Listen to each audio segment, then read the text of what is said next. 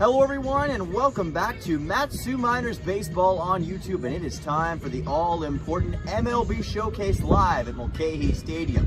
Dylan Simmons and Charlie Fellows joining you this evening. We've got an action-packed evening of action between the Mat-Su Miners and the Anchorage Bucs, Game 1 of the MLB Showcase, Charlie. This game might not count for the ABL standings, Dylan, but rest assured these games are the most important on the calendar for every player on an ABL roster. This is a chance for them to audition in front of tons of MLB scouts who are going to be in attendance today, and we're going to see their A game here tonight. We certainly will. The scouts are here, the fans are here, they are ready in Anchorage. And now, before that though, let's take a look at last night's highlights in the win over the Peninsula Oilers. Take a look.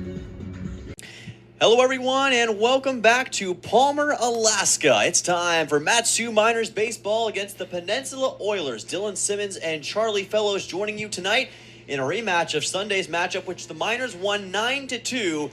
And tonight promises to be a special outing between these two ABL foes, Charlie. 1.333. This is going to be a lined ball into right field for a base hit. Coming around and scoring for the Oilers is Rothwarg, and it's 1-0 Peninsula on an RBI single from Robson. 85 has driven in one run, also walked twice. And he's going to line this one into left field for a base hit. Coming home for Mat-Su is Patrizzi. He's going to score, and we are tied at Herman Brothers Field off a Christian Perez single. And the man from Phoenix, Arizona is red hot early. Big moment for the defense, and instead it's going to be ball number 4. So Mat-Su is going to score a run on a walk issued by Sasaki. As Scow moves on to first, coming home is Strohmeyer. It's 2-1 Mat-Su. They have the lead here in the Valley. So the count is now 2-2. Sorry for that one, folks. Wilcox lines this one into left field, and it's going to work out for the Miners anyway. 2 runs are going to score easily. This one goes all the way to the corner. Coming around now for Mat-Su is Scow. He'll score as well. A bases-clearing double for the Miners. As that goes outside, it's a wild pitch, and coming home easily is Wilcox. And the Miners now up 5 on the Oilers. They are playing with hot fire here in the bottom half of the first. And Scow, this is flied out deep into center field. Robson making a move on it, camps under it, and makes the catch. And coming home and scoring for Mat-Su will be Scow. So it's going to be a sacrifice fly and an RBI for Dre Kerr. And the score is now 7-1. And he's going to ground this one right into center field into the gap. Coming around is Wilcox, and he is Patrizzi. Magic number 8 on the night for Mat-Su. 8-1 Miners. Runner goes again, and that's hit well out to right field. Giving chase are the 2 outfielders, and that is right at the base of the wall. 2 runs are going to score, and into second for the second time today. Chase Wilcox have a game. He's got 2 doubles and 4 runs batted in, actually 5 now runs batted in, and 10 runs, count them, 1-0, a new season high for the best offense in the ABL. Timmerman trying to avoid that happening again. Fastball grounded right to third base. Throw to second is in time to Ryan Richard, and that does it. The Mat-Su Miners dominate the Peninsula Oilers by a final score of 10-1. They move to 4-1 on the season, and they now control their destiny heading into the MLB Showcase. Still on pace to be on top of the Alaska Baseball League and doing it their way. All right, a sensational win by Mat-Su last night. We'll see if they can carry that over into today's game, Charlie. And we'll start off with this game with the lineups for the visiting Mat-Su Miners. As we have Don Patrizzi leading off at short, Kellen Strohmeyer in left, Nick Ferry the DH today with Kyle McCausland in right, Christian Perez at first base, Riker Scow out in center, Chase Wilcox the third one, the catcher, Nick Bisaccia the second baseman, and Ryan Peterson starting on the bump. A couple players out of position compared to how they've been playing normally. It's going to be interesting to see how they do in their new spots in the field. That it certainly will. Here's the lineup for the Anchorage Bucs tonight. Leading off will be Max Ross, then it goes Zane Kelly, Tommy Eisenstadt, Will Burns, Ryan Callahan, Andrew Lamb, Peyton Knowles, Brody Briggs, Christian Powell, and Cole Carlone will be on the mound for the Bucs, a team that has handed the Miners their only loss of the season. We'll see if Mat-Su can get some measure of revenge tonight. Stay tuned right here on YouTube. We've got Miners Bucs Game 1 of the MLB Showcase when we come back.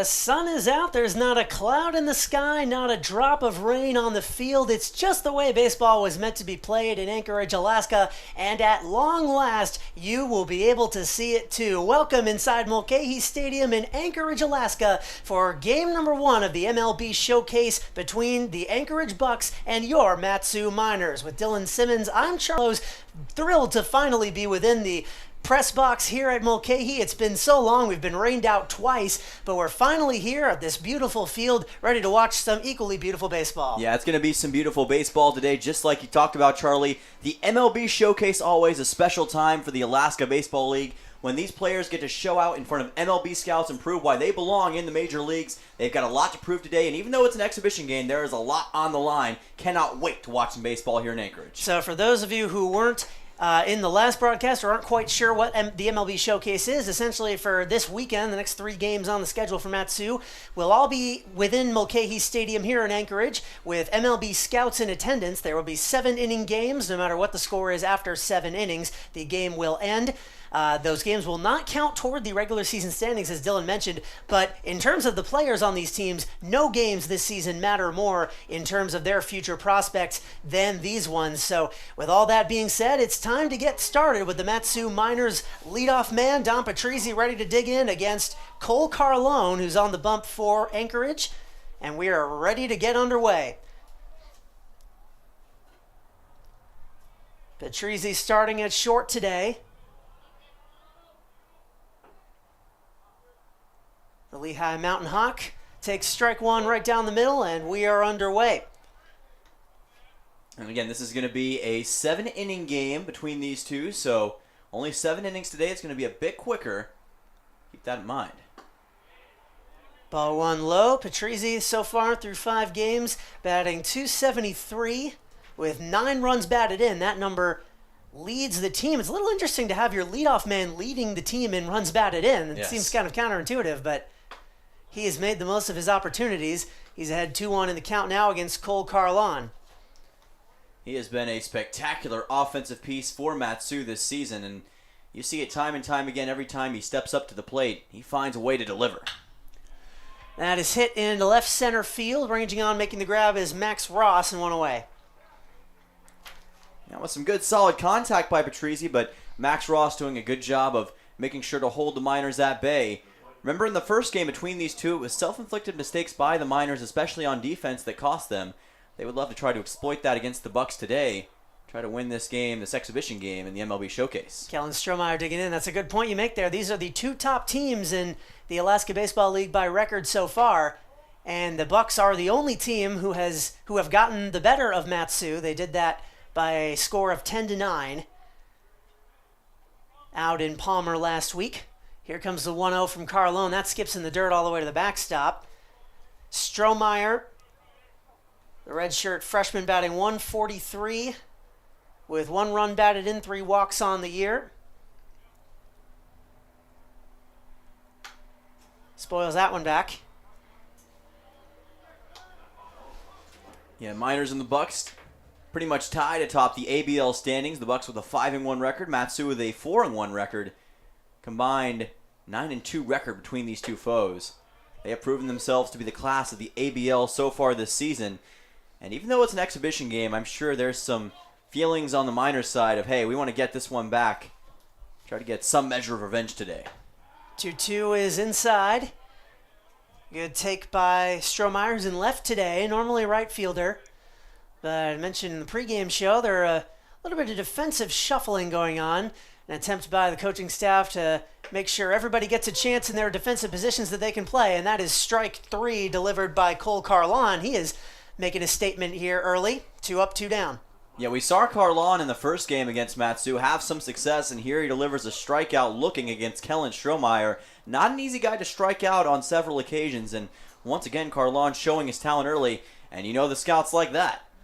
Now, speaking of players out of their position, as Nick Ferry swings and misses, Nick Ferry does not have a position today. He's the designated hitter, normally the everyday first baseman. He has ceded that to Christian Perez today. Right down the middle. Ferry batting .231. 1 run batted in. He has drawn 3 walks. 0-2 from Carlon, skips in the dirt.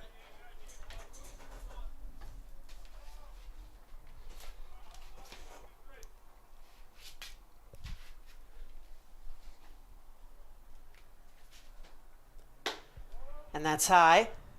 Cole Carlon out of Arizona State, freshman, had a 7.34 ERA and 41 2/3 innings pitched with the Sun Devils this last campaign. Familiar with the kind of weather we're having right now, though probably a little bit warmer. Here's a 2-2. Inside again. Throwing a lot of pitches here, although who's to say how bad of a thing that is with all the scouts in town. And we'll likely see a lot of pitching changes today, so this could be the only inning we see Carlon. And if so, he's making a statement. Well, that'll be ball 4. Nick Ferry is aboard, first base runner of the game for Matsu. Yeah, good work by Ferry that time to run the count full, and great recognition to be able to get that walk. Decided to hold back and watch that thing go just outside the zone. That's why recognition at the plate is such a huge skill, and great job not to swing at that. Great discipline at the plate. 1 on, 2 out for Kyle McCausland, who takes strike 1 right down the middle. Carlon has led every batter in this game off with a strike. McCausland out of Middlebury College and Massachusetts is hitting 143. Takes ball 1. This is the first of 3 games in this MLB Showcase. Tomorrow at 3, the Miners face an unfamiliar opponent, the Gold Panners, coming down from Fairbanks. They're staying in town for the weekend. It'll be a roster full of new faces and an interesting test, even in a 7-inning affair for Matsu. Yeah, the team the Miners have not faced yet in the ABL, an exhibition opponent. A team that is a former Alaska Baseball League team in their own right, so that's going to be a very interesting game tomorrow at 3. Tune in. Perhaps a future member of the ABL as well, although I shudder to think about what would happen when the Oilers have to go up to Fairbanks. That's slapped on the ground to third base, fielded by Callahan. He's going to throw across, and in time to retire this side. A first inning walk does not yield anything for the Miners. They go without incident in the top of the first. Stay right here to watch them out in the field. They're watching Matsu Miners baseball here on YouTube.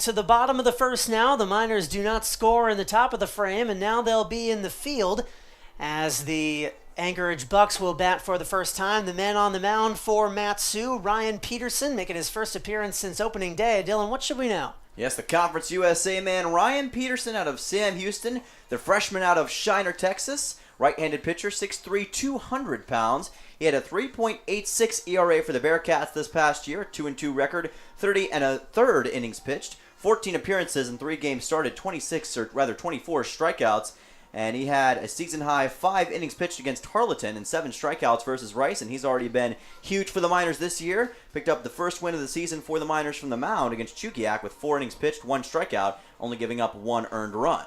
And he'll be facing a lineup today of Max Ross, Zane Kelly, Tommy Eisenstadt, Will Burns, Ryan Callahan, Andrew Lamb, Peyton Knowles, Brody Briggs, and Christian Powell. From 1 to 9, that lineup, in case you missed the pregame show. Max Ross will get things started.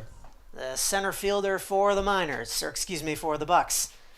And this could be the only inning that we see Ryan Peterson on the mound for Matsu. If last night's anything to go off of, and with the nature of the showcase, Matsu will be looking to get as many pitchers in as possible. And also some of these batters could be swapped out after 3 at-bats, we've been told. So a lot of change could be happening in the middle of the game. We'll make sure to keep all of you caught up on all that. Strike 1 goes into Max Ross. Yeah, head coach Tyler Braun of the Miners said before this game that as far as pitching would go, they would go at least 3 outs, possibly longer if anybody struggles for a little bit. just to make sure the scouts can get a good reading on their pitches and how they perform, because these next few games are all about the individual players. 1-1 coming to Max Ross. Checked his swing, and that's going to be high. Ross out of Canada College, Woodside, California, batted .410 with 13 runs batted in his collegiate campaign. 2-1. He had the best batting average, runs batted in, runs, and slugging percentage on his collegiate squad. And he's worked himself into a leadoff role with the Bucs. 3-1, hit into left field, right at Kellen Strohmeyer out in left field, and that'll be one quick out. Yeah, flew it straight out to left. Easy work for Strohmeyer. Didn't have to make a huge adjustment to the baseball. We saw it earlier on in the first at-bat as well for the Bucs with Don Patrizzi, who flew out to center. So very similar play, and again, the outfield's playing up to par so far, and that's what you want here in the MLB Showcase. Zane Kelly will bat with one away out of Las Vegas, San Diego State. Oh boy, we remember him. And he rips one foul on the right field line. A little bit of PTSD there. Yeah, Zane Kelly was the first man to go deep against the Miners this season. Did so when the Bucs came to town, and that run ended up being the deciding run in a 10-9 loss for Matsu. Yeah, he was working as the 9-hole hitter as well that day. Today, number 2 in the order for the Bucs, showing that he's very versatile as to where he can be in the lineup. Big cut. Yeah, suggests that perhaps Matsu was not the only victims of Kelly. Batted .360 with 2 home runs with the Aztecs his freshman year. Down 0-2 here. Peterson missing high. One thing about the Bucs as well is that they have a lot of players from the same college. Although Matsu has the same with the Bucs, it's really something else. They've got 3 or 4 players from Gonzaga, quite a few from San Diego State, 2 or 3 from USC. So there's a lot of chemistry already built in with this team that helps them get an early advantage. Part of that recruiting process too, having a relationship with those collegiate coaches. You know, the players that come in are going to be of a certain caliber, and that can help with the team building. 2-2 coming from Peterson. That's inside again. He's missed with 3 straight pitches to work the count full. But he's been a master at full count situations in the past. He carved up Chugiak in a very similar fashion to this. I'd say there's a good opportunity here. Look for that fastball. Chinook's a much worse offense than this one, but still fouled back out of play over our press box. The offensive categories in the ABL thus far are Matsu and everybody else. The Miners have scored 45 runs in 5 games coming into today. Doesn't take a genius to figure out how many runs they're scoring per game so far. The Bucs are second best, as that's hit a little pop into foul territory, and Chase Wilcox makes the grab for out number 2. Good awareness by Wilcox that time, working over in the third base position today, and did a great job of chasing that baseball down. He and Christian Perez, we talked about this pregame, kind of switching up where they are on the baseball diamond. Perez at first, Wilcox at third, but Wilcox doing a good job to get the out, and that's out number 2 quickly for the Miners. Strike 2. This is where Peterson is so dangerous. Whenever he gets into the zone and into a rhythm, he is very, very hard to stop, and he is pitching with a supreme level of confidence early on in this ABL season. Trying to get a big strikeout here. 0-2 coming. That's hit into left field. Strohmeyer's got to go back a little bit this time, but not far enough that he can't make the grab. 1-2-3 go the Bucs in the bottom of the first, rather. We're heading to the second inning soon. Still no score under the beautiful Alaska sky. You're watching the Matsu Miners here on YouTube.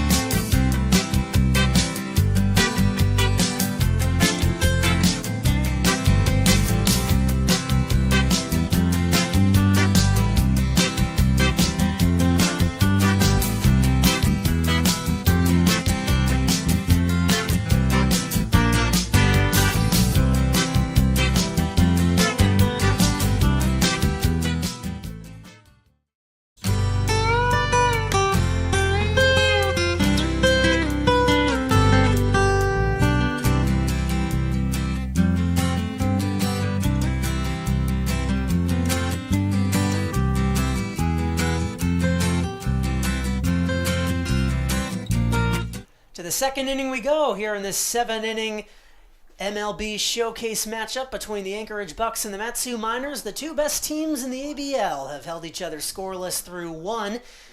And just want to give a little bit of a shout out. We've got a couple people, a couple relatives of the Mat-Su Miners from down in Texas who have left messages in the chat. So happy to have all of you. That pitch is left high to Christian Perez out of Grand Canyon University. Got some of his family in the chat right now, we understand as well, so hopefully he can deliver you a hit right here. Bienvenidos a todos. Perez, 333 hitter with 2 runs batted in. I caught that. I saw that. This guy knows some Spanish right here. Just inside. I did spend a semester in Madrid. I don't really know the type of Spanish that is spoken anywhere in the world but Spain, but I can get by. 2-1 coming from Carlon, who's on for a second inning of work, and that's on the ground to first base. That'll be a foot race that Eisenstadt will win with ease. 1 away. Yeah, unassisted out by the first baseman that time, Eisenstadt, but nice solid piece of hitting by Perez. Just couldn't get enough leverage on it to send it into right field, but saw it off of the bat. So far it's been really hard for either of these teams to get a shot that really changes this game and breaks it wide open. In fact, there haven't been any hits so far, so Riker kind of speaks to the game. Center fielder hits that one hard, but manageable by the center fielder. Off the bat of one center fielder and into the glove of another, Max Ross retires the second minor of this inning. Yeah, it didn't take long, and again, Riker Scow, much like Don Patrizi early on, with a well-hit ball into center field, but Max Ross is very, very good in the outfield. We saw it in Palmer before, and here he is in Mulcahy doing it once again. Now we'll see if Wilcox, who had a heck of a game yesterday against the Peninsula Oilers and is coming off a birthday, can maybe get something going for the Miners offense. Everything was going right for the Central Missouri product. He takes one low for a ball. Chase Wilcox, if there was anyone who had a lot of momentum coming into this showcase, it was him. Last time out against the Oilers, he had a pair of doubles and a single, drove in 5 runs, also scored twice himself. He was a one-man wrecking crew en route to a 10-1 throttling of the Oilers.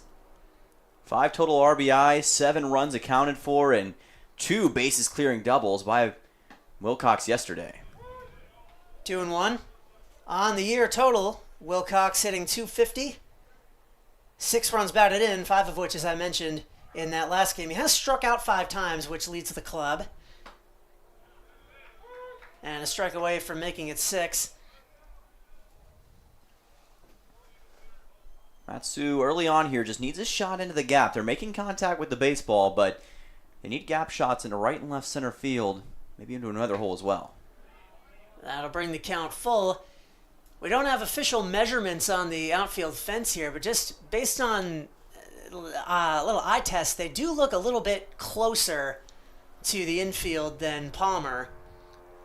The Miners have not hit a home run yet this year, but they have come very close. There's ball 4 issued to Wilcox, the second 2-out walk issued in as many innings by Cole Carlon. Yeah, I did it first with Nick Ferry back in the first, and now Chase Wilcox with some nice discipline at the plate, able to draw the walk, and now we'll see if Logan Vaughn can potentially put him into scoring position for the first time today. From the hottest hitter on the team to the one that is in the most need of some momentum, Logan Vaughn, the only hitter on the Mat-Su Miners roster who has yet to record a hit. He is 0 for 12 on the season, has walked 4 times, driven in a pair of runs, but still looking for that first solid knock, and he's got a man on first, hoping that he can break through here. Spoils that one back, quickly 0-2. But he's been very solid from behind the plate, has Logan Vaughn this season. That's made up for some of the offensive deficiencies that he has had at points throughout this year. And you can bet that eventually that first hit is going to happen. Heck, it might be today against the Bucs. It's just a matter of time, patience, and the right moment. Carlon trying to get out of it. 0-2. Just low. Logan Vaughn out of Texas A&M Corpus Christi. The catcher.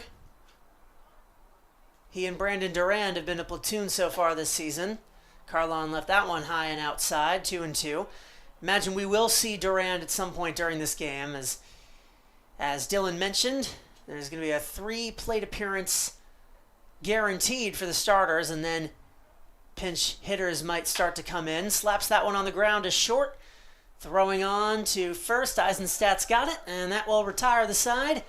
Through 3 frames, still 0-0. Here in Anchorage, you're watching Mat-Su Miners Baseball here on YouTube.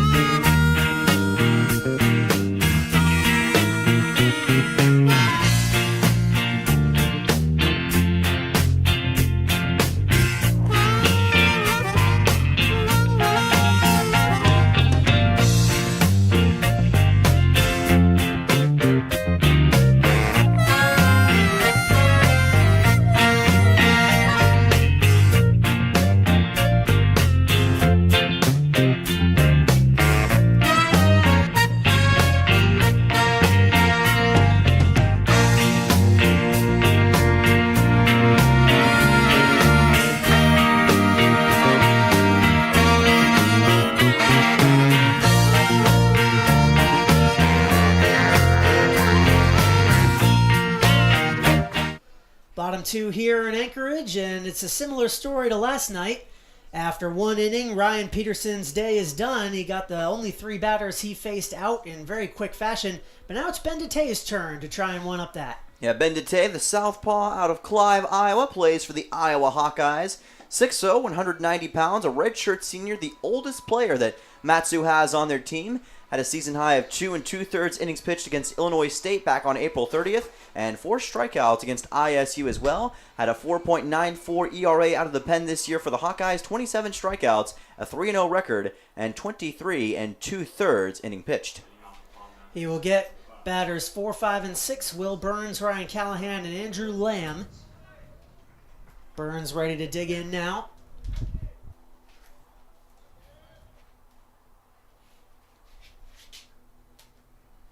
And the southpaw starts him off with a strike.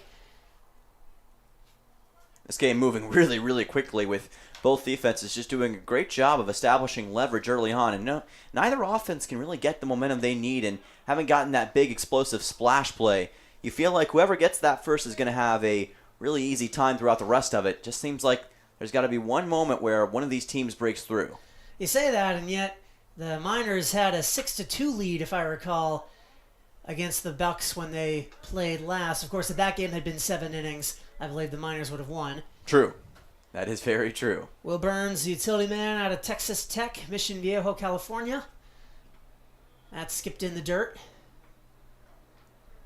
2-2. And we saw this yesterday against the Oilers. Mat-Su switching out pitchers basically every inning, and we're seeing it early on here again with Peterson coming out after 1 inning pitch. So we saw it work wonders for Mat-Su yesterday. We'll see how it works today. Foul down the right field line.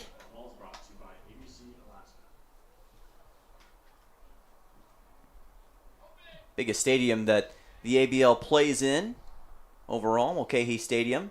Can seat 3,500.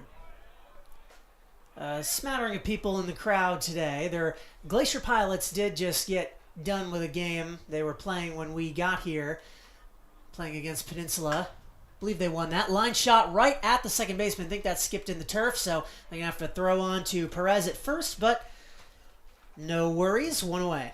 Good work by Bisaccia that time. Initially, I thought he was able to catch that thing, but just couldn't scoop it up off the ground in time. Still great recovery and able to fit it in the glove, get that throw off to first. Easy out.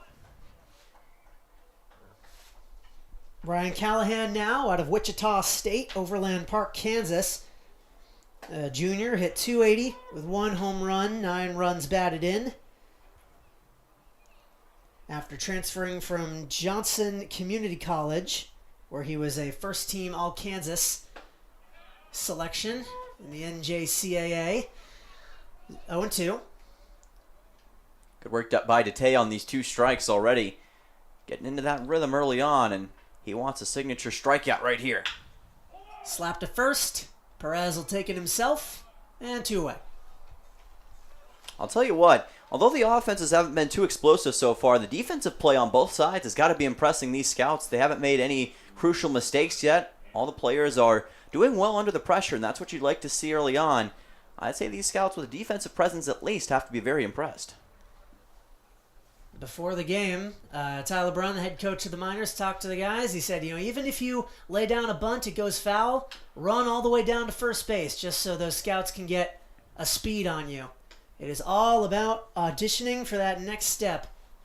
And that means 110% effort all the way through. There was one statement he made that stuck with me. This is for you guys, this MLB Showcase.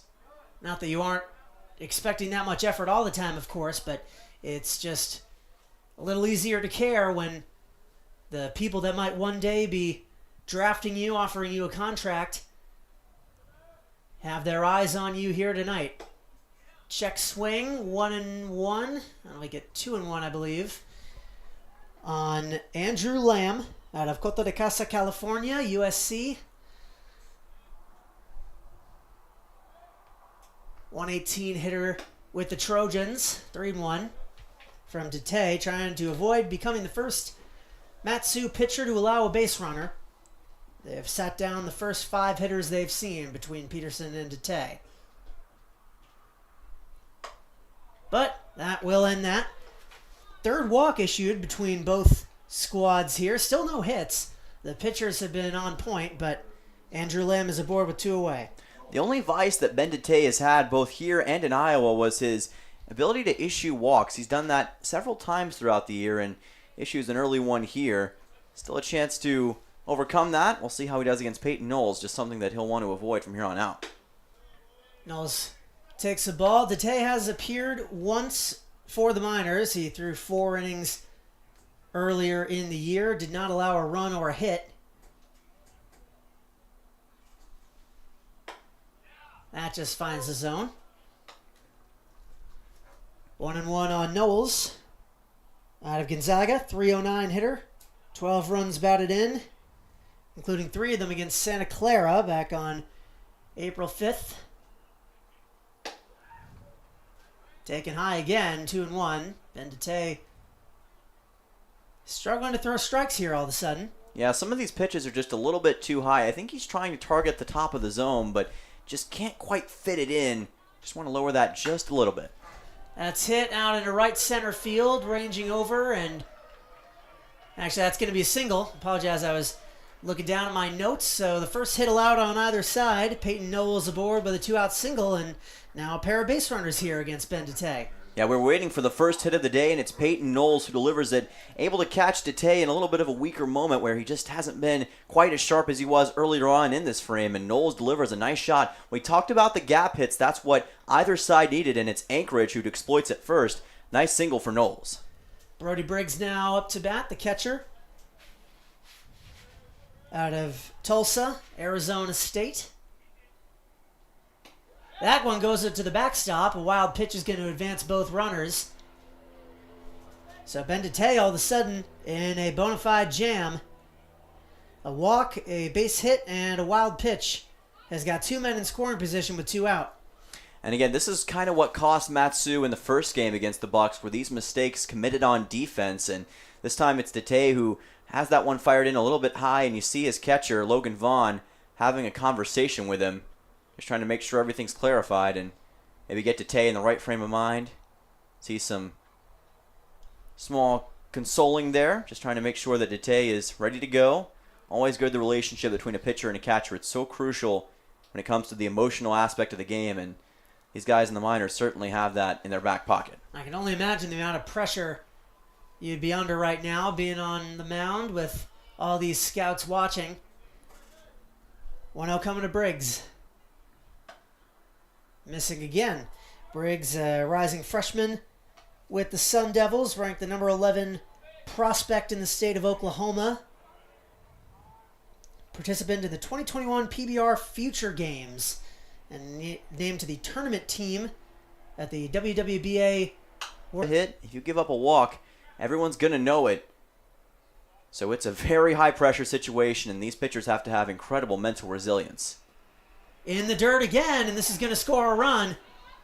Another wild pitch gets the Bucs on the board, and Vaughn has trouble locating the baseball, and the second runner, Knowles, tried to score. That was ill-advised, so that will be the third out of the inning, but the Bucs break the scoreless tie. It'll be 1-0 at the end of the second inning. We'll let Dylan Simmons handle the mid-portion of this game with the third inning and going on, but until then, you're watching Mat-Su Miners Baseball here on YouTube.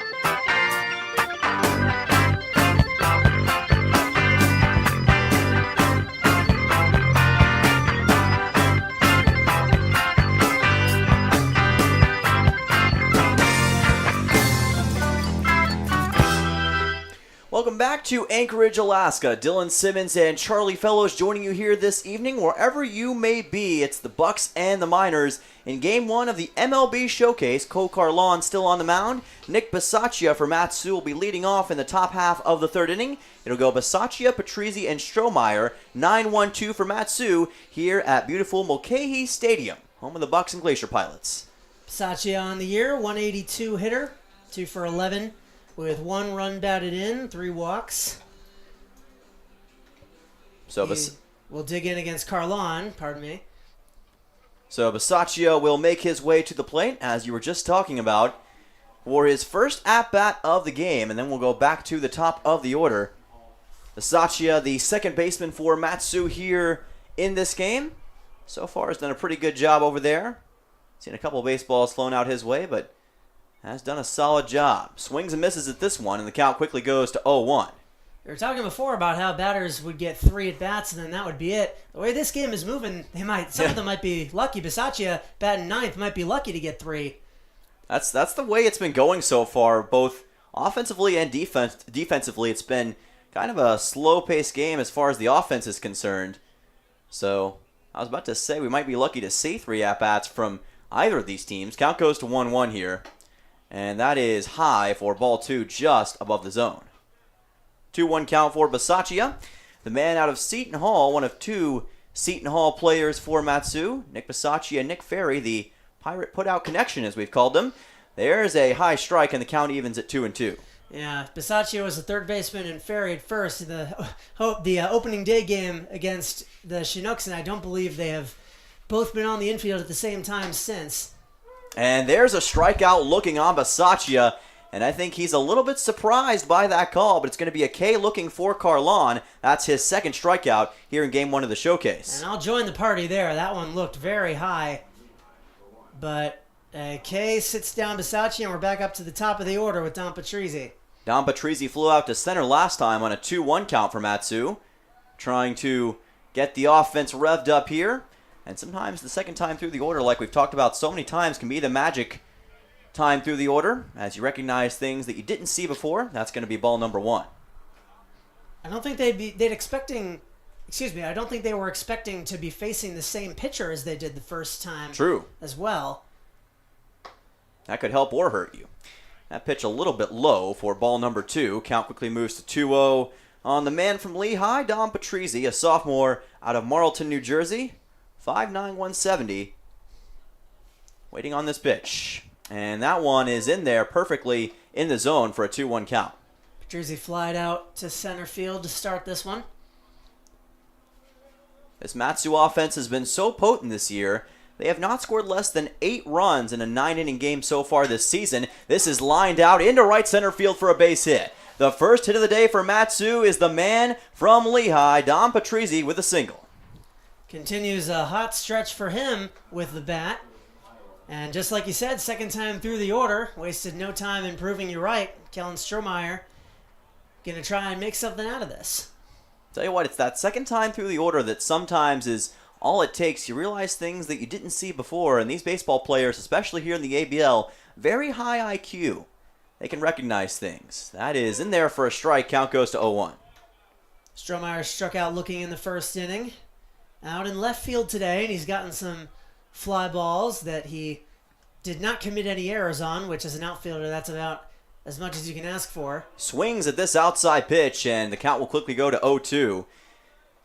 This is a lefty versus lefty matchup, always interesting to watch. Strohmeyer versus Carlon. Count is 0-2 with one away. Both teams with one total hit so far. The Bucs up 1-0 on the Miners. Fastball's in there for a strike. He got him looking. That is two away here in the top half of the third inning. And Cole Carlon now with his second K here in this frame. He's cruising now, 3 Ks overall, and all of them were looking. Strohmeyer goes down looking for the second time.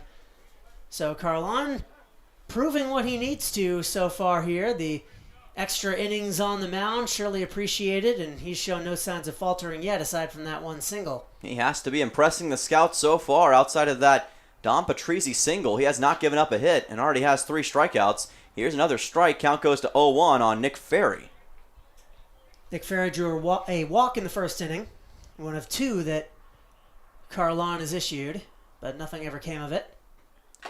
And he's going to swing and miss at this one. Count quickly goes to 0-2, and Carlon only seems to be getting better now. Ferry out of Seton Hall as well. He had a 2-hit performance against Michigan State back on February 17th, and 2 RBIs versus Wagner on February 27th. Patrizzi goes, swing and a miss. It's going to be a strikeout anyway. Cole Carlon with an exceptional inning. How about 3 strikeouts in one frame alone? Cole Carlon showing out as he's able to get Ferry on a strikeout swinging. We'll move on to the bottom half of the third inning. You're watching Mat-Su Miners Baseball on YouTube.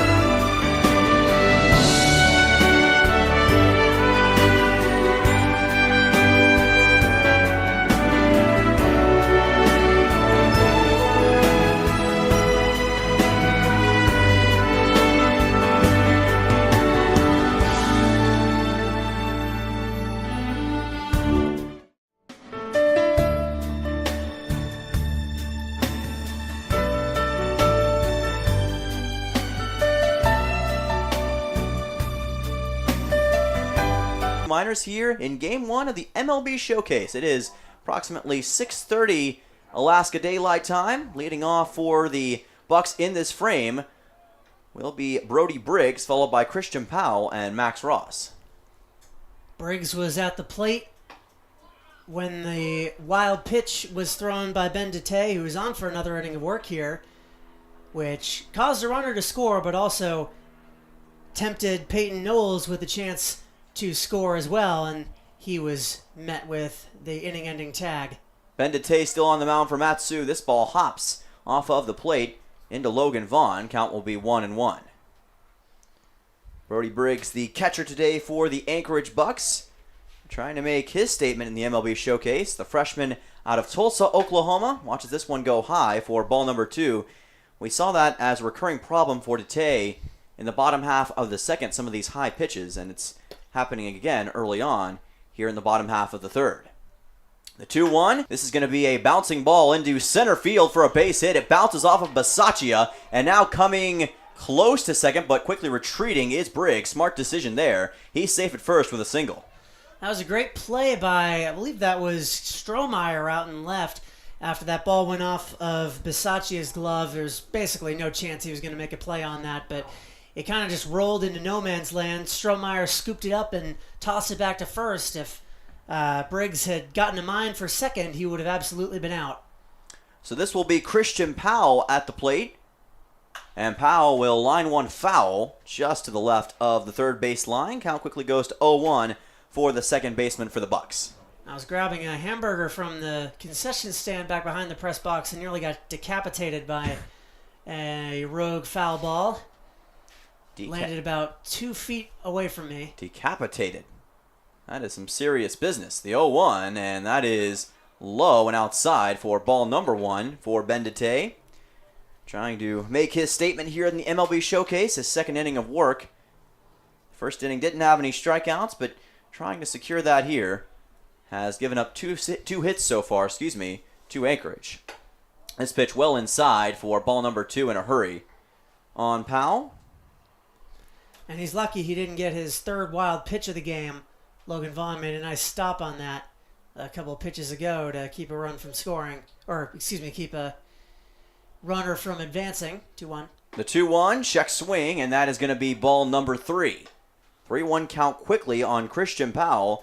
The junior out of Fort Worth, Texas, and Ottawa, Arizona is where he went to college this past year. The shortstop at 5'9", 175, but playing as the second baseman today. This one is lined right to the third baseman. Throw to second in time. Throw to first is not in time. Boy, they called Powell safe at first base. I thought for sure that we were going to see a double play get turned by Patrizzi, but it was not called. And I'm going to say this straight up, that was not the correct call. He was pretty clearly safe by about a step. He was pretty clearly out by about a step, but the first base umpire disagreed, so Ben DeTay gets the short end of the stick there. He's going to have to work a little bit harder to get out of this one. So Powell advancing to first on a fielder's choice. This is a ball that is bounced right to the shortstop, and this time it's a catch made easily by Dom Patrizzi. And that will be out number 3 on the double play. So the Mat-Su Miners come up clutch on defense in the bottom half of the third inning. Score still 1-0, Bucs on top. Miners Baseball on YouTube.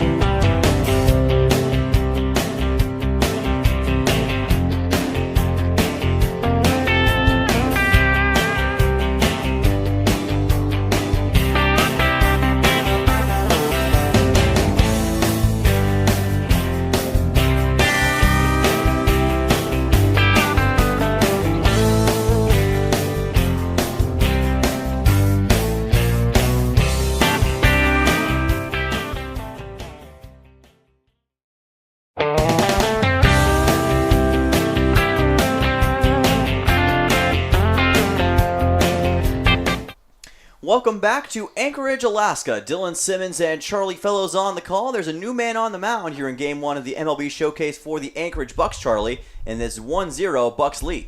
This is Adam Menyart. He's a right-handed pitcher, also an outfielder, but today he's taking the bump for the Bucs, a sophomore out of St. Mary's College, Bakersfield, California. 6'3", 210 with a 7.13 ERA in 24 innings pitched, mostly out of the pen for the Gales. Through 3 1/3 innings against Utah Valley back on February 24th. Struck out 4 against Cal, which is an impressive line for him. He's out of Stockdale High School originally in Bakersfield, where he hit .400 with 40 runs batted in as a hitter. But he was recruited to St. Mary's as a pitcher, and that is the primary position he occupies with Anchorage here. Coming in as a reliever today for the Bucs, and how about Cole Carlon and his performance? 4 strikeouts and 3 innings pitched. It did issue 2 walks, but gave up only 1 hit to Mat-Su in that entire 3-inning period that he pitched for, and now we'll see if Enyard can keep that going for the Bucs. Their defense has been overall superb early on. First up will be Kyle McCausland against Adam Enyart. Then it'll go Christian Perez and Riker Scow, 4, 5, 6 in the order for Matsu. McCausland grounded out to third base his last time up. It was a 5-3 put out by Ryan Callahan and Tommy Eisenstadt. Now we'll see if McCausland can make up for it. He'll be the first to take on Enyart. Maybe get Matsu in position to tie this game up, or who knows, maybe even take the lead here in this fourth inning. This is going to be a fly ball into right field, and it's going to be just outside the right field line. Count will go to 0-1. Family of Luke Smith in the chat, I couldn't agree more. This has been the best offense in the ABL so far, so it's about time they get on the scoreboard here, I reckon. Yeah, it's rare to see Matsu kind of get off to one of these slower starts, although they have usually been better later on in games. It's been a really quiet game thus far for the Matsu offense. Trying to get something going here. This is a breaking ball that's just outside for ball number 1. First ball thrown by Enyart. 1-1 count. McCausland playing right field for Matsu today. Waiting on a fastball that goes in for a strike. Count goes to 1-2. Nice fastball from Enyart that time. Anchorage 5-1 overall here in this ABL season. The top record in the league. But Matsu not too far behind. Remember, this does not count for the ABL standings, but it is still an important game, as this is going to be lined into center field for a base hit. Kyle McCausland is on the board with a leadoff single for Matsu here in the top half of the fourth inning. A needed leadoff base runner, the first time the Miners have done that today, against a new pitcher in Enyart, who they've hit pretty well when the Bucs came to Herman Brothers Field last week. Going to try and replicate that here. Christian Perez grounded out to first base. He's got a man on and none out in a 1-0 game. This one is going to be lined right to the shortstop. He bobbles it. Throw to second is in time, just barely. Wow, what a recovery by Will Burns. Able to burn Kyle McCausland and get out one. I don't know if it was intentional there. Adam Enyart threw his glove on the ground as that ball was heading right up toward him. He's chuckling about it. Yeah, maybe a strategy perhaps to hit the ball and make it stop going. I don't know why he'd want to do that, but probably just slipped out of his hands. Tough break for the Miners. They were a couple inches away possibly from getting both runners safe there, but as it stands, Perez reaching on the fielder's choice, and we've got Riker Scow with one away. I don't know how Burns was able to get that baseball back in time. He was bobbling it around and on the ground and somehow able to flip it to the second baseman Powell just in the nick of time. Count is 1-0 here to Riker Scow. Perez at first. That is going to be outside the zone for ball number 2. Scow got a hold of one back in the second inning. It was a deep fly out into center field. He's shown power at points this year. Remember, Matsu, as you mentioned before, does not have a home run yet this season. This one is fouled up and over the Mulcahy Stadium stands, and the count is 2-1. Any day now. That's what we've been saying every game. Yes. This is the 6th game that Matsu has participated in. Again, it doesn't count for the regular season, so if they hit a home run, that won't be recorded in their statistics. Not the official home run. Yeah. But it would still be a crucial one for Matsu and maybe a confidence boost. The 2-1 becomes a 3-1. It's low and below the zone on that pitch by Enyart. 3-1 count for Riker Scow playing center field today. Usually plays left field for Matsu as he did last night. And the man out of Utah. BYU, yeah. And the BYU Cougar trying to make something happen. And he's going to watch this one go just in the top corner of the zone to bring the count full at 3-2. Originally out of Pleasant Grove, a freshman with the Cougars, hit .257, 2 home runs, and 9 runs batted in. He's a top 500 prospect overall in the United States. The 3-2 payoff pitch. Chopper left side, throw to the shortstop, and the throw to first is in time to get Scow. Nice work by Will Burns. Got it over to Eisenstadt, picking it up on the hop. That's 2 away. Christian Perez has gotten to second now on a pair of fielders' choices. So the first man that's reached scoring position for Matsu. We'll see what Chase Wilcox can do about it. If there's anybody you want at the plate in a juncture like this, based on what happened last night, it would be him. Wilcox has been a dynamo for Matsu, as he was in the last game, now trying to help Perez come home to tie this game up. watches this pitch come in for a strike. Count goes to 0-1. Last time up, he walked with 2 out in the second inning. And drew it to a full count on Cole Carlon before he did. Now trying to get a similar result against Adam Enyart, the number 7 man in the order. Will foul this one off the end of his bat, and the count will go to 1-1. Yeah, but the count when that pitch was thrown said 3 balls and 3 strikes. So never heard of that one before. Yeah, it's a interesting little bit of innovation here. So Chase Wilcox defying logic on the scoreboard, now trying to do it on the field. And this one is going to go right into center field for a base hit. It went right past Enyart. Coming around is Perez to home plate. The throw is bobbled and not in time. Perez scores, and Matsu has tied this game up. Well, there's nothing illogical about that. That's just a solid extra base hit by by Chase Wilcox. Now 3 doubles in his last 2 games. He's got another run batted in, and the Miners have tied this one up. Wilcox with yet another RBI. That is his 6th in the last 2 games, like you mentioned. Perez able to score for Matsu. It's going to be an RBI single, and then Wilcox advancing to second on the throw. So the Miners have tied this game up at 1 here in game number 1 of the MLB Showcase. Now it's Logan Vaughn at the plate for his second at-bat of the day. He had a 6-3 ground out in his last AB. This pitch is inside, but in there for a strike. Count goes to 0-1. Vaughn still looking for that first hit of the season for Matsu, and trying to get the 4th overall hit for Matsu in this game. Perez coming home. Wilcox at second. Matsu trying to take the lead for the first time today. We knew this offense was going to wake up eventually, and it has come alive here in the top half of the 4th inning, now trying to stoke an even bigger flame. And it all leans on Logan Vaughn and his ability to get on base in this frame. A 1-1 count. This is going to be a bouncing ball right to the first baseman, picked up by Eisenstadt. He will tag the bag, and that will do it for the top half of the 4th inning. But an RBI single by the man who has been in fuego, Chase Wilcox, with yet another RBI, scoring Christian Perez, and we're tied here in Anchorage. We'll be right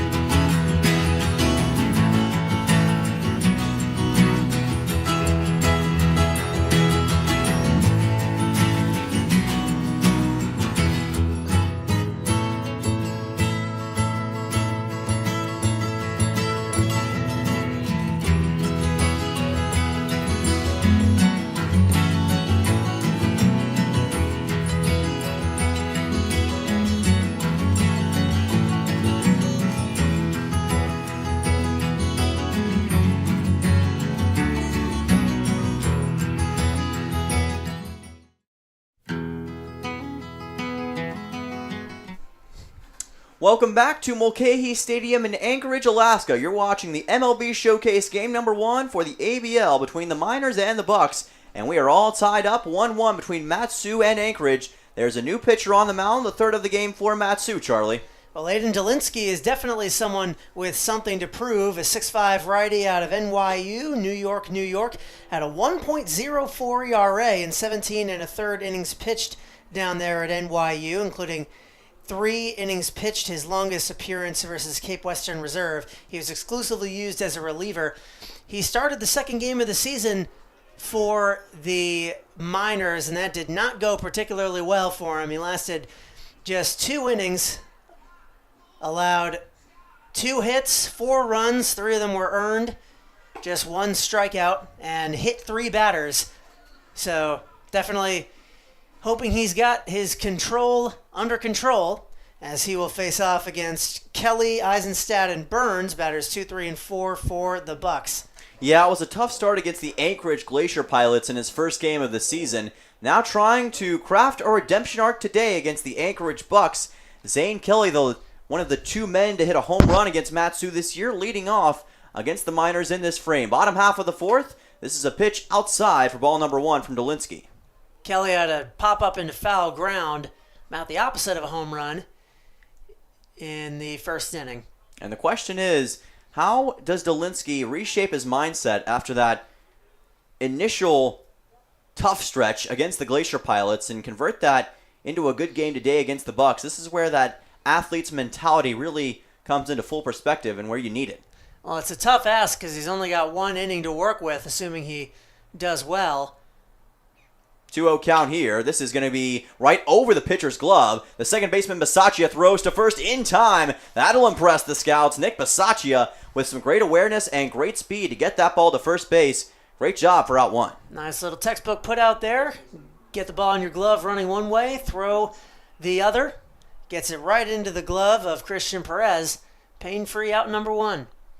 Nick Bisaccia showing out, the second baseman. And it did go right over the glove of Dolinsky that time. Bisaccia watching it closely, doing a good job. Now it's Tommy Eisenstadt, the left-handed batter, at the plate. That pitch goes inside for ball 1. That's the second straight play Bisaccia's had to make. He caught a liner right at him off the bat of Max Ross to end the 3rd inning. I'd say defensively, he's been the most impressive player for Mat-Su today. This is a chopper fouled. Count goes to 1-1. Always tough to judge something like that just because the chances are so random. There are going to be fielders for the Miners that are just going to stand around out there all day and not get to impress anybody. That is very true. All these players looking for their opportunity. And the good news is that there are 2 more games after this to prove their worth. The Gold Panthers tomorrow, and then it's going to be the Peninsula Oilers on Sunday. The 2-1 count, and this pitch is just high for ball number 3 from Dolinsky. Eisenstadt in position to potentially get on base, flew out to left last time out, and has an opportunity to get on base for the first time today. This is going to be a bouncing ball to second again. Bisaccia again, throw to first again, out again. Nick Bisaccia with 2 putouts now here in this frame. Another 4-3 for Mat-Su.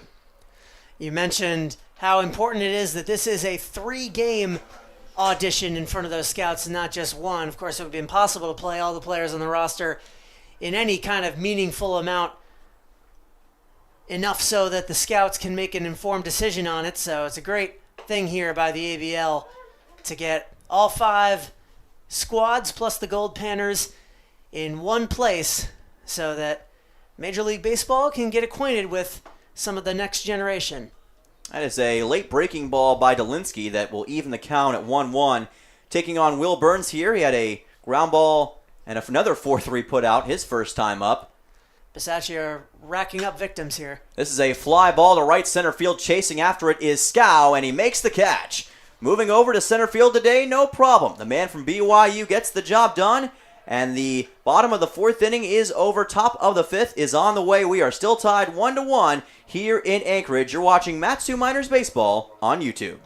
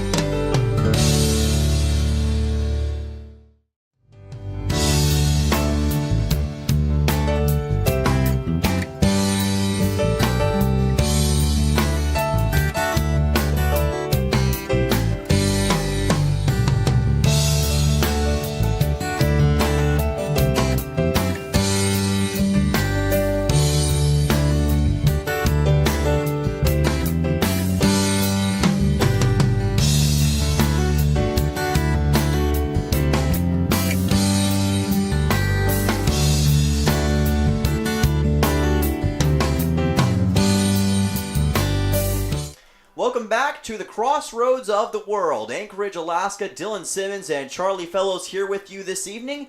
It's the Miners and the Bucs in game number 1 of the MLB Showcase live on the Mat-Su Miners YouTube channel. It is a 1-1 game between the Miners and the Bucs. It's been a fun one so far. A defensive masterclass on both sides, but these offenses have started to make up some ground here in the middle innings. Mat-Su putting up a run in the 4th inning, and now we'll see if they can add to that here. Nick Bisaccia will be leading off for Mat-Su here in this frame. Then it'll go Patrizi and Strohmeyer. 9-1-2 in the order for Mat-Su. Enyart on for a 2nd inning of work after allowing a run an inning ago. Nick Bisaccia had a heck of a bottom of the 4th inning as he watches this pitch go by for ball 1. Had a couple of 4-3 putouts. 1-0 count. He was one of Cole Carlone's 4 strikeout This is going to be victims. a bouncing ball to short, picked up. Throw to first is in time. Nice job by Will Burns, able to take out Bisaccia in a hurry. A 6-3 putout, 1 away. That'll bring us back to the top of the order, and Don Patrizi, number 1 in the order, number 1 on the jersey. And the man from Lehigh is going to try to make something happen. He flied out to center field to open the game, but then got a single in the 3rd inning. This is going to be a liner into left center field for a base hit. That's going to be an easy single for Don Patrizi. 1 runner aboard with 1 out. Nice little 2-hit game for the shortstop. Everything's going well for him offensively. Don Patrizi with his 2nd hit of the game. He accounts for half of the Miners' overall hits here this evening, as Kellen Strohmeyer will now step up to the plate. Runner on first is Patrizi. Strohmeyer trying to send him on. Strohmeyer struck out looking twice. Both of those were against Carlone. Watches this pitch come in low for ball number 1. Yeah, he has struck out twice in this game already. And like you mentioned, both times to Cole Carlone, who was exceptional in his 3-inning performance. 4 strikeouts as well, and only surrendered 1 hit. That ball's bounced in as the throw to first is not in time. It was bounced into home plate. Brody Briggs picking it up and made a nice move to get it over to first base. Just couldn't quite get Patrizi in time. 2-0. Everybody's looking to prove themselves here. If there is the slightest chance that maybe you might get a pick off, you have to try. Got to take that opportunity. A 2-0 count. Pitch on the way, and it's inside for ball number 3. Strohmeyer with an opportunity to get aboard the ship for the first time today as the count is 3-0. And the left fielder trying to make good on that opportunity. The 3-0. And that is a much-needed strike for Enyart. Count goes to 3-1.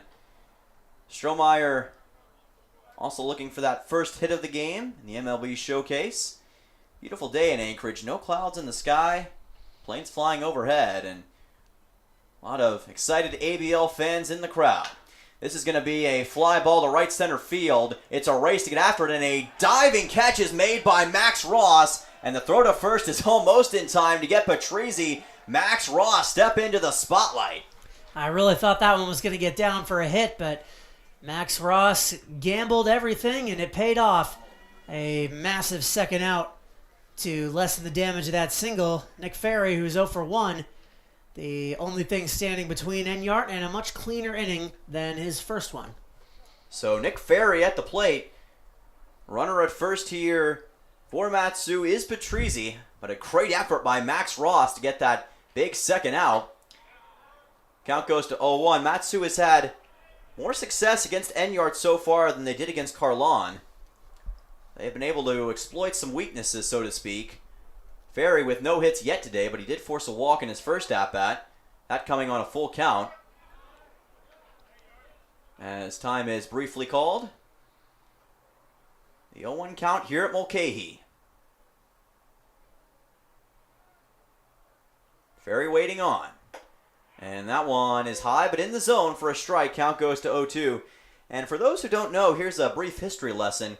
There was once a plane that crashed not too far from here. Luckily, nobody was seriously injured in that crash, but they flew in right over the left field area and onto the track near the football field. This is a multi-sports complex, and it's one of those wild Alaskan stories. There was actually an ABL game going on at that very moment. And that's a fun fact for those who don't know. Wild things, as you'd expect, taking place in Alaska, and that was certainly one of the wildest. That pitch goes outside for ball 1. Recreational flying is big up here. There are a couple of big airstrips, places that you can rent little biplanes that we drove past on the way to the ballpark. And even up in the Mat-Su Valley, there's not a day that goes by when you don't see a little bush plane flying around. And struck him out looking. Another K. This time it's for Enyard, his first of the game, the 5th overall for the Bucs.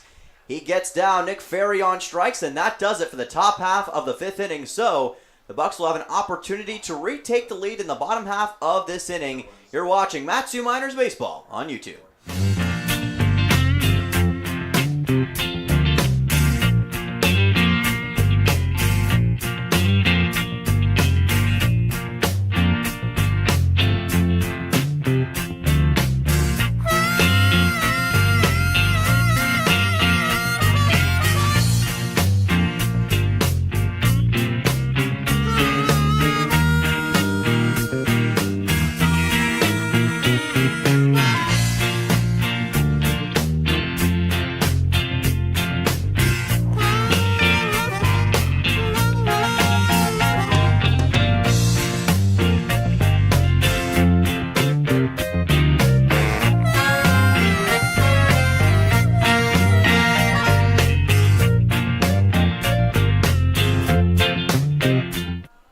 Welcome back to Anchorage, Alaska, and for the first time this season, the Alaska native Nolan Murphy is on the mound for Mat-Su. Charlie, tell us a little about him. This is his first appearance for the Miners this year, even if it's not in an official capacity. As he said, originally from Wasilla, 6-foot right-hander, 205 pounds, attends the University of Central Washington, where this past year he had a 13.5 ERA, had just 2/3 of an inning total during the season, 2 appearances with 1/3 of an inning apiece, during which he allowed a number of runs.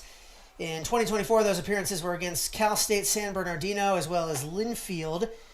In 2022, he had 11 appearances, had an 18.1 innings pitched, 7.85 ERA. Originally graduated from Mat-Su, was an Alaska State champion in 2019 and won the batting title in 2020. So a multi-skilled baseball player is Murphy. Earned Alaska All-State honors in 2020 and 2021.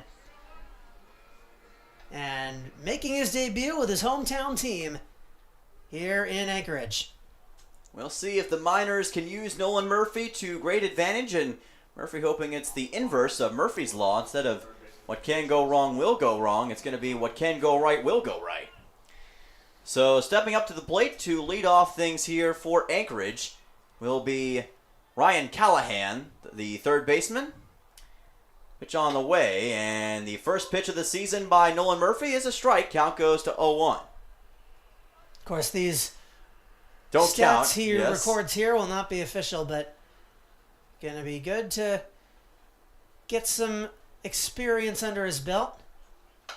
This is fouled off the end of the bat of Callahan. Count goes to 0-2, and you're right about it not being in the official ABL scorebooks. And also, like you mentioned, it's a great opportunity for these players to get some more experience. And Murphy, one who has not played yet for the Miners this season, just came in a little bit ago and now trying to capitalize and help his team to potentially win this first game of the showcase tonight. Show out in front of the scouts. This is a very softly hit ball. The throw to first in time for Murphy. Bottom half of the fifth inning, as that one is flown out and fouled towards left field. Count goes to 0-1. Just had a stream hiccup, but if we're back, Ryan Callahan grounds out to Nolan Murphy, and Murphy's first batter face of the season. So one away in the bottom of the fifth with Andrew Lamb at the bat, who walked and has scored the only run of the game for Anchorage. Bucs coming off a 20-18 season a year ago, trying to win their first ABL championship since 2019. But when you got pitchers like Nolan Murphy on the other side, it can be a bit difficult. Count goes to 0-2 here. With Murphy's arrival in Mat-Su, that leaves only 2 players left who have yet to join the team. Blake Bouts, the catcher with UCLA, and who's the... Hayden Hattenbach from UC Santa Barbara. Yeah, UC Santa Barbara. That was the one that was escaping me. I knew they were both from California. They will be up here at various points during the season. Holt's the catcher from UCLA, and Hattenbach is a right-handed pitcher out of UC Santa Barbara. This pitch is outside for ball number 2. So the count's going to go to 2-2 on Andrew Lamb. And we'll be expecting those two players from California pretty soon here in the month of June. So a big 2-2 coming up from Nolan Murphy. The Wasilla native will deliver a strikeout swinging. And what a strikeout it was on Andrew Lamb. How about Nolan Murphy hot off the bench making some big-time plays here in the bottom half of the 5th inning. A lot of guys have taken the mound for Mat-Su so far this game, but Murphy is the first to record a strikeout, and a swinging one at that. He has looked sharp here early. Peyton Knowles will bat with 2 away. Able to fool Andrew Lamb. Now Peyton Knowles comes on for his second AB. Let's see if Murphy can keep it going. There's another strike. Count goes to 0-1. Despite his limited experience with Central Washington this year, you wouldn't know it with the way he's dialed in early on. That shows the work that he's put in throughout this entire season. Even if you're not on the diamond always, you can still contribute in a huge way, and you can tell that he has put in some great work to improve his ability as a pitcher, and he is, I would say, leaving quite an impression on the MLB scouts. I'd imagine there's nothing like being home either, although Anchorage is not his home, still closer than he's been for a while. Comfort is definitely going to help. I'd imagine he's been to many games at this ballpark before. He has definitely seen Mulcahy Stadium a number of times, knows the Mat-Su Miners well, the team of the Valley in the Alaska Baseball League. A 2-1 count. This is going to be lined into center field, and that's going to be a base hit, the first one on Nolan Murphy. It's going to be a single for Peyton Knowles on a 2-1 count with 2 outs. Knowles 2 for 2 in this game with a pair of singles.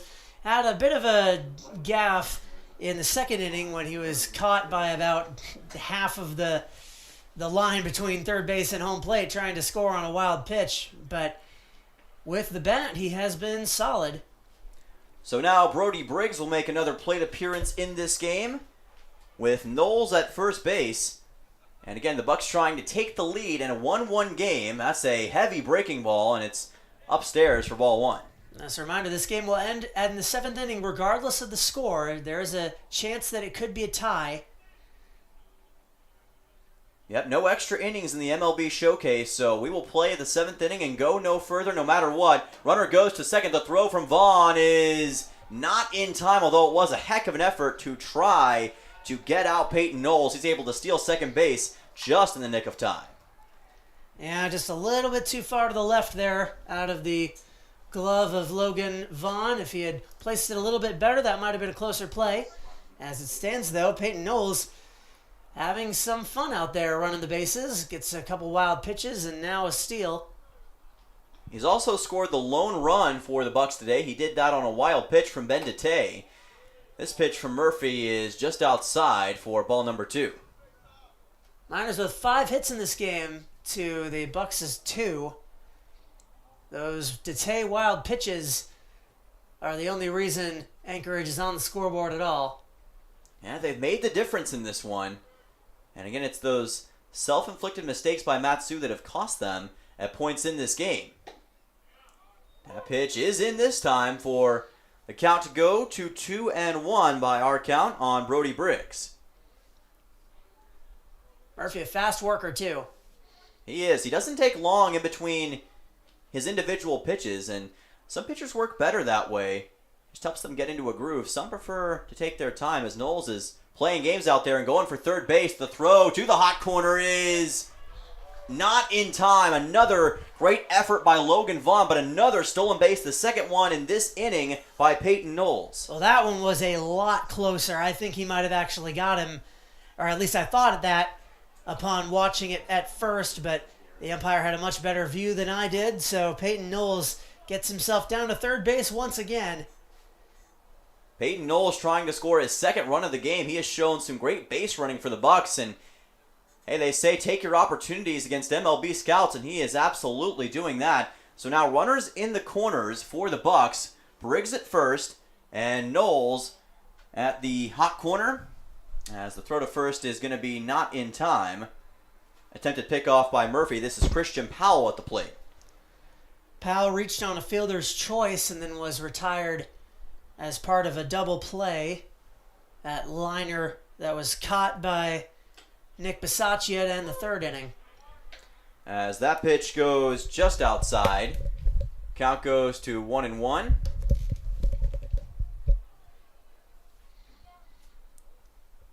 And they very well could do it if Nolan Murphy can deliver his second strikeout of this inning. Precarious position, but Murphy has been up to the task so far. The 0-2 pitch. It's a breaking ball outside for ball number 1 for the man from Wasilla. Now a 1-2 against Powell, the second baseman. Nolan Murphy trying to help the 4-1 Mat-Su Miners to an opening win in the Showcase. The 1-2. And that's a swing and a miss on an outside breaking ball from Murphy, his second K of the inning. He's able to get Powell striking out swinging, and that does it for the fifth. Mat-Su able to leave 2 runners stranded on base and keep the score tied at 1. Charlie Fellows will take you the rest of the way home. You're watching Mat-Su Miners Baseball on YouTube.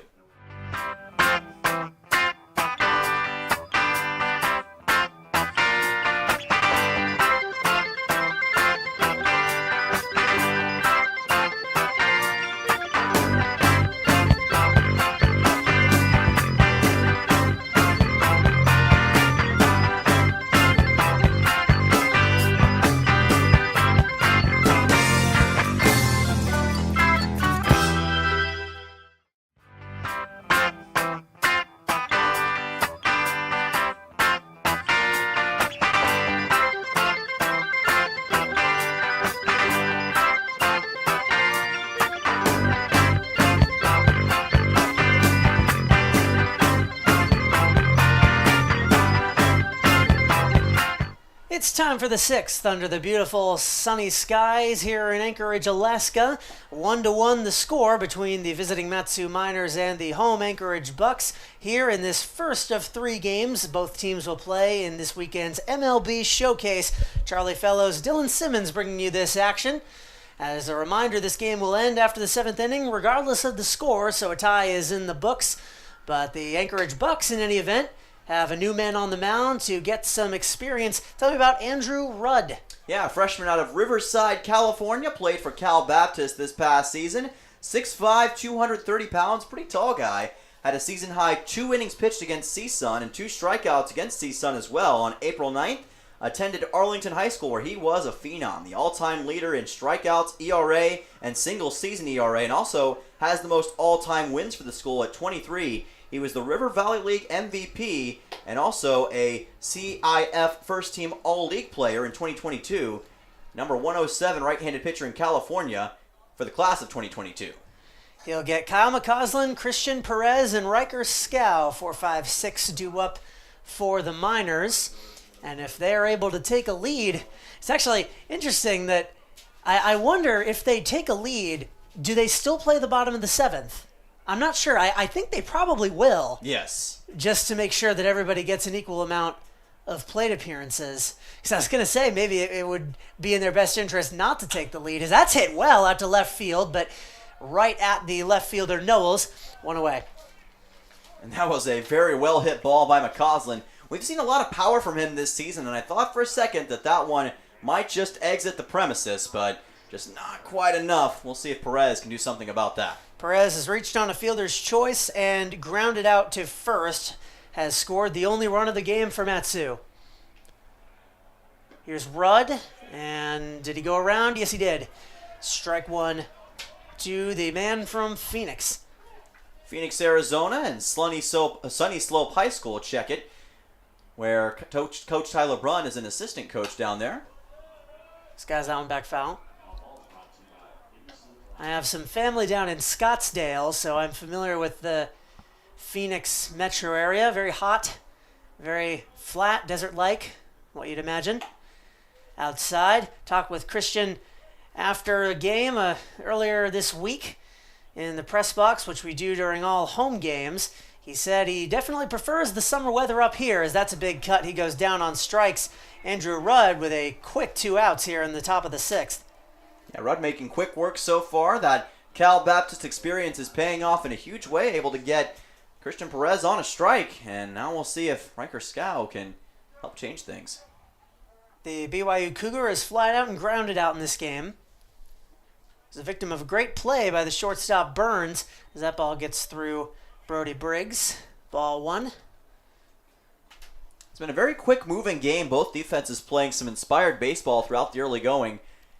And one thing I like so far that's been very good as far as errors are concerned. There's one from Mat-Su in total in this game. It's been a very well-executed, well-disciplined game on both sides. And in this kind of big-time environment, that's what you like to see. 2-1 here on Scow. We're in the third time through the order here. So if they do go in order the rest of the way, everyone will get to bat exactly 3 times. But the Miners, of course, would prefer to get a little bit more experience. 2-2. Cut and a miss. And that is as quick of a 1-2-3 inning as it can get. The throw down from Briggs beats Scow to first, and Andrew Rudd has perhaps the gold split we've seen this season as far as a 1-2-3 frame. Top of the 6th goes by in a flash. Stick with us. You're watching Mat-Su Miners Baseball here on YouTube.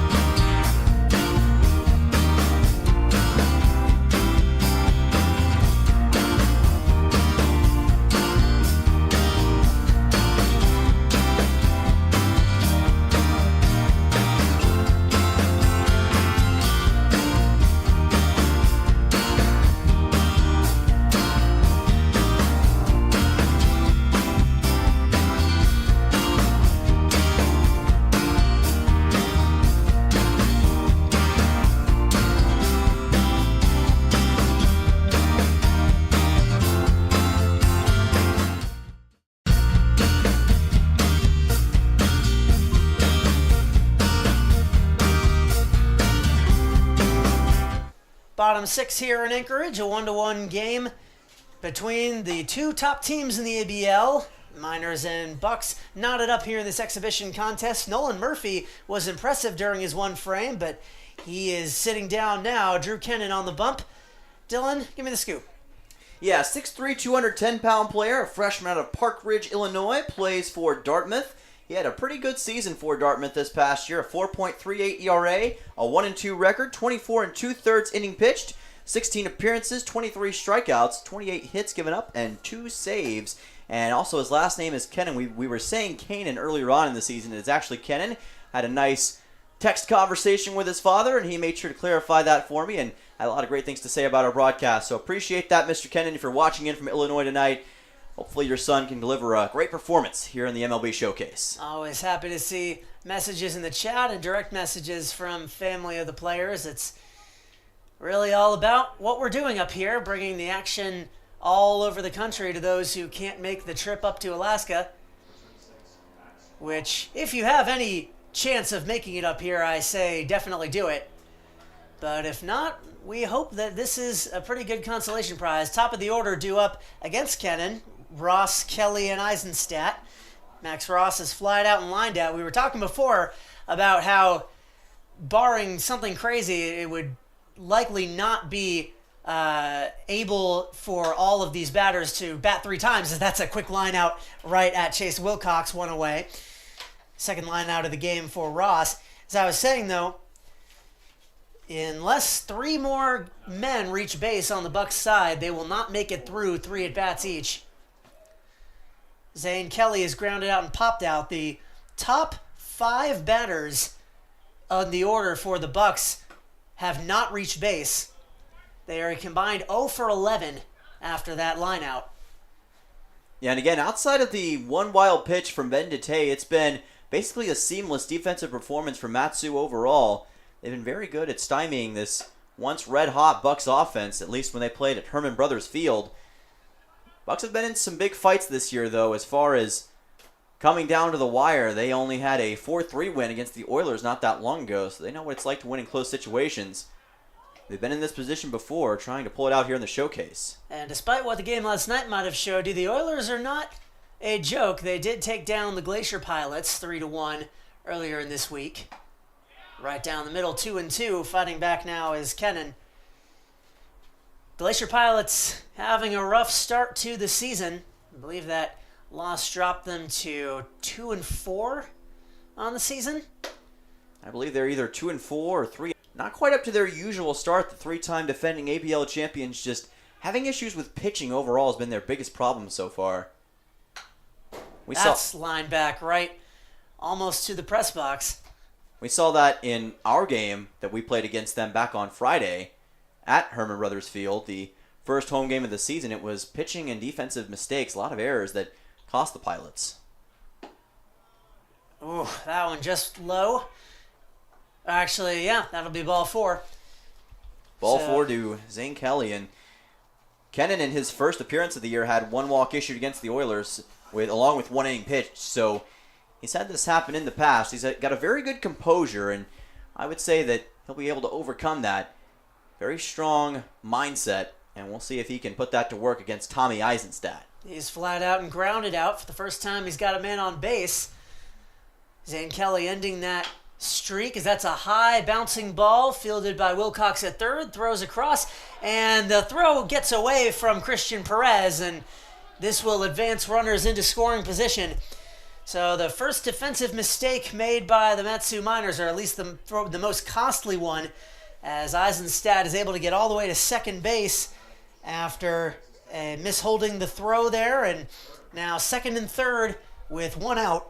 Anchorage Bucs in prime position to steal this one. Yeah, I believe that was Patrizi who just wasn't able to hold it that time and kind of tried to force it to first base and couldn't get it off accurately. That is huge for the Bucs in this situation. Now you've got runners in first, second, and third base. Or check it, second and third base, my apologies. So they are in a very big spot. Will Burns is 0 for 2. Kennan, again, the pressure is definitely real right now. You do not want to be the guy that, is clearly the one that gives up the most runs in front of all those scouts. So this is a chance to prove yourself, though. The fact that there are 2 runners on base and in scoring position, of course, not his fault. But he can get his team out of it anyway. 1 out here, 1-1 coming to Burns. Grounded to second. Throwing home. They're going to get the force out there, but Logan Vaughn can't handle it. That was a tough throw, and the run is going to score. Errant throw by Nick Bisaccia, and the runners will trade places, but with the notable difference of the Bucs taking a 2-1 lead. Yeah, Kelly comes home that time, and the idea was correct to try to get that, but Vaughn just unable to collect it in his glove. The throw was a bit high and a bit to the right, and I think Vaughn, not expecting that, couldn't quite secure it, and all of a sudden the Bucs have retaken the lead in a very strange way, but a good way for them. They'll take it. Had a little bit of a stream hiccup, and in case you missed it, that was a ball fielded by Nick Bisaccia at second, tried to throw home, let Will Burns get to second all the way on the fielder's choice, and the throw got away from Logan Vaughn. It was well outside of his catch range, so the Anchorage Bucs get a run. They lead it 2-1, and now Mound Conference underway. I would imagine that no pitchers will get pulled in the middle of an inning because they want to be out there as long as they can, proving themselves. Tommy Eisenstadt at third, Will Burns at second, and Ryan Callahan will bat. This third time through the order, a trio of hitters who had previously been 0 for 2, all reaching base. Yeah, and this inning isn't really Kennan's fault. A lot of this has just been infield mistakes on throws that have cost the Miners on getting this run. So Kennan probably just trying to make sure that everything is under control, make sure this defense is ready to go. That was not an earned run. If there's any consolation to Kennan, although the runner that scored was Zane Kelly, who reached on a walk. There have been a duo of errors now. Scoreboard has 2. I believe I have him with 3 in this one. That is what I have as well so far. 0-1. Drops that one in on Callahan, the third baseman today. This would be huge for Kennan to get a strikeout after this tough start to the inning. Get something back here in the bottom half of the 6th. I think that would speak well to the scouts about pressure under adversity. 0-2, and that's well over the head of Logan Vaughn, so another run is going to score without incident. That is a wild pitch. Drew Kennan pointing to his chest saying that one was my bad. And 3-1 now the score here at Mulcahy. Yeah, that one was on Kennan that time. Just floated a bit too high. Probably lost a little bit of grip, and Vaughn just unable to come down with it. Wild pitch, and Bucs have all of a sudden blown this thing open to take a 3-1 lead. Third wild pitch thrown by a Miners pitcher. And now a 1-2 on Callahan. He hits that out to right. McCausland ranging. He's got it for out number 2. Throwing home, but it won't be in time. Tagging and scoring is Will Burns. So the Anchorage Bucs finally have a big inning. They've opened this one up 4-1. And nice RBI that time. And all of a sudden, Matsu, who is tied up in this game, entering the frame, has just completely had things come apart. Tough sequence for them, and now we'll see if Andrew Lamb can add to the total. It's hard. I do feel for Drew Kennan. An earned run has not scored yet in this inning, but still, he has allowed those batters to round. That is a high pop-up off a bunt, and Logan Vaughn is able to track it down. Possibly the worst-case scenario I've ever seen on an attempted bunt. So that will be the third out of the inning, but the Anchorage Bucs finally break through with 3 runs in the bottom of the 6th. They lead it 4-1. Matsu with one more chance to try and take the lead in the top of the 7th coming right up. You're watching Matsu Miners Baseball here on YouTube.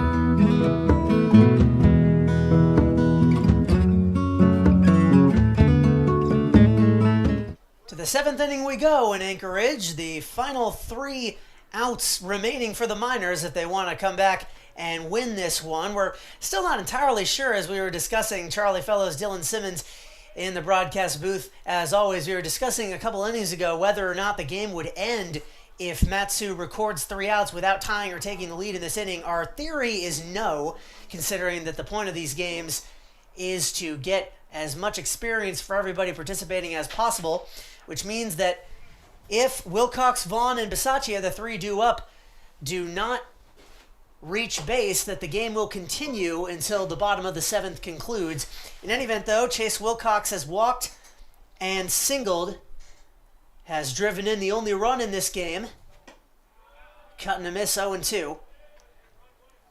He's originally called it as a double, but got to second on the throw. Still an RBI hit, though, and he's bearing down on Don Patrizzi for that RBI lead. Big cut. 3 strikes on Wilcox. He goes down for the first time today. He was very aggressive in that plate appearance, just trying to get something going for the Miners. He's been the secret weapon, so to speak, and you see him exchanging some information with Logan Vaughn as he gets ready for what's probably going to be his last at-bat of the game for Matsu. And Andrew Rudd is absolutely dealing here. Dating back to the last inning, he has struck out 3 in a row, all of them swinging. And he fires in a strike 1 there on Logan Vaughn, who is 0 for 3, 0 for 2 rather. Ground out to short and a ground out to first. Now 0 for 4 of them weren't his fault in that last inning that resulted in the Bucs taking a 4-1 lead. Here's the 0-2, and left that one outside did Rudd. Yeah, I'll tell you what, the Bucs pitching staff has been the great individual effort so far. Carlon and Rudd combining already for 7 strikeouts, 8 total Ks for the Bucs in this game. Sensational. Line down the third base line, and that's going to be a base hit. Logan Vaughn finally rounding first. He's going to try and go for second. That ball rolled all the way into the corner, so he'll get there standing up. A 1-out double in the top of the 7th inning. Logan Vaughn at last. It's a hit, and it's an extra base one. How about that for Logan Vaughn? We've been waiting for that moment where he would give us the hit we've been waiting for, and that is exactly what he delivered right there.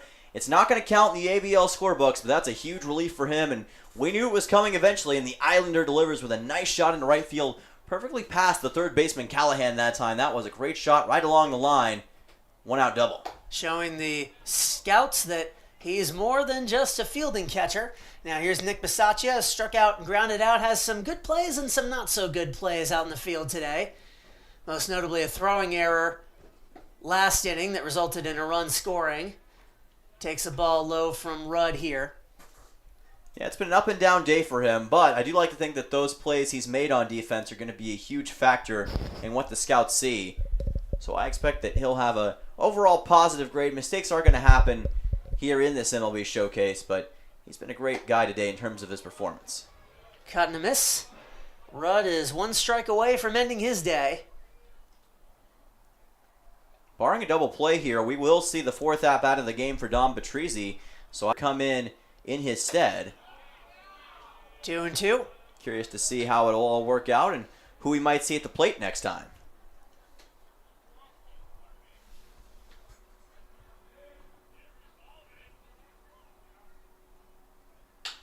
That's lined right at the shortstop.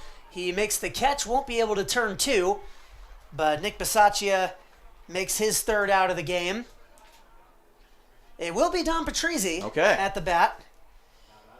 So we were wondering if that 3 at-bat limit would be in play, and they're going to keep Patrizzi out there for his fourth AB. So there's your answer.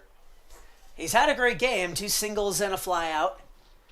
Little mound conference with Rudd after the dominant start to the game he had. He's now allowed 2 straight hard-hit balls, one of which went for a double. And Dom Patrizzi is someone that'll punish you for any mistake. And I'm sure that that's what Brody Briggs was talking to him about, just being aware that, hey, this guy's been on a streak lately. Got to take him seriously and try to get this strikeout in a hurry. You can end this thing defensively and secure this victory. Strike one on a curveball. And left that one inside. He's been using that curveball a lot so far in this game, and it's been a great signature pitch for him. Really laying it in against Patrizzi, trying to get that strikeout. Biggest thing is if he can get it to go down quick enough. Comebacker up the middle, fielded by the second baseman cleanly, and that was a nice defensive play. And that will end it for the Anchorage Bucs. It looked like there was a little bit of confusion there. Yeah, a lot of players came out of the dugout as if the game was over. It's not over. But it's not. We head to the bottom of the 7th with the win clinched for the Anchorage Bucs, but still 3 outs left to play and get some more experience on the side of the Anchorage Bats. We'll be back with that right after this. You're watching Mat-Su Miners Baseball here on YouTube.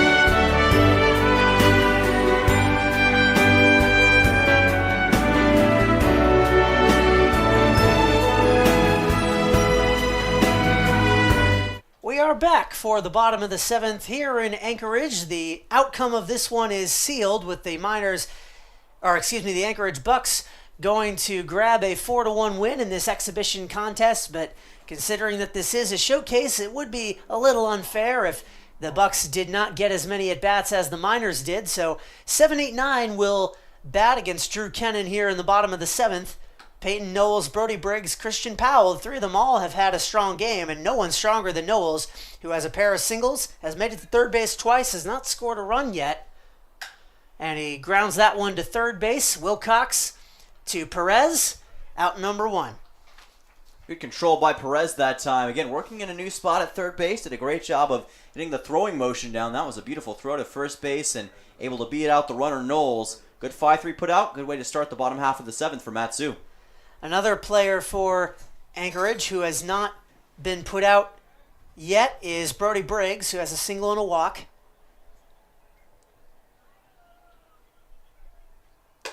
Takes one outside from Kennan, who had one inning of work in which he allowed 3 runs, though none of them were earned. He has a chance for a cleaner frame here, and he's off to a 1-1 start against Brody Briggs, certainly trending in that direction. Already with a single and a walk created in this game by Briggs. He's been sensational for the Bucs so far, like you mentioned. See if he can deliver here. Just misses. 2-1. Well, those 3 batters reaching base that I was talking about last inning did come to pass, so everyone on the Bucs will get to bat 3 times. That's fouled back. It's interesting how that turned out. If Briggs and Powell both make outs, then it will have been the exact same amount of at-bats between the Miners and the Bucs. 3 times through the order plus 1. Here's the 2-2. Into left field, coming on is Strohmeyer, and he's got it for out number 2. See the view count dropping a little bit as this game is wrapped up as far as the score, but for those who are sticking around, we appreciate you.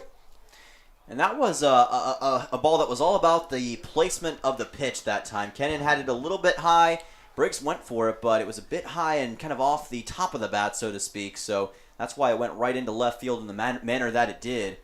Good pitch by Kennan, able to get out too. Christian Powell takes a ball. He has reached on a fielder's choice and struck out. The final out, potentially for Anchorage. 2-0. Kennan still looking for that first strikeout of the game, and he'd love to wrap things up with a K right here. Gonna have to come back from a 2-0 count, though.